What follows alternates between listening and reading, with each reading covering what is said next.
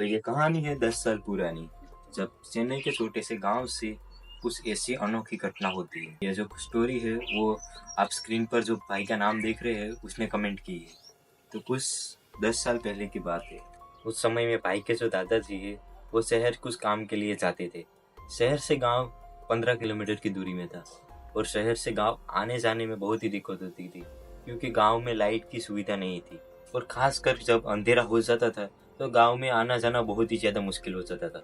इस गांव में शंकर नाम का एक व्यक्ति रहता था, जिसने इस भाई के जो दादाजी है उससे बहुत बड़ा कर्ज लिया था। इस भाई के दादाजी ने किसान की इकलौती बेटी की सगाई के लिए उस पैसे की मदद की थी, इसलिए वो किसान है वो दादाजी का बहुत ही सम्मान करता था। एक दिन दादाजी को शहर से गांव आते वक्त बहुत ही ज्यादा देर हो गई। बारिश का मौसम था और रास्ता खड्डे वाला था, इसलिए दादाजी उधर उधर भटकते भटकते रास्ता नहीं मिला। ऊपर से अंधेरा इतना था कि दादाजी को कुछ दिखाई नहीं दे रहा था। कुछ देर दादाजी अंधेरे में जूझने के बाद वो बहुत ही चिंतित होने लगे। तभी पीछे से उसे एक आवाज सुनाई दी। उसे किसी ने पुकारा। वह और कोई नहीं, वो शंकर था। वो हाथ में दीपक लेके खड़ा था। शंकर ने दादाजी को तुरंत ही चलने को कहा। उसने रास्ता दिखाने के लिए हाथ में दीपक रखा। उन्होंने दादाजी को सख्त लहजे में कहा कि पीछे मुड़ के ना देखे। बिना ज्यादा सोचे दादाजी चलने लगे। रास्ते भर वो शंकर से बातें करते आए, पूछता रहा कि उसकी बेटी कैसी है, उसकी फसल कैसी हो रही है।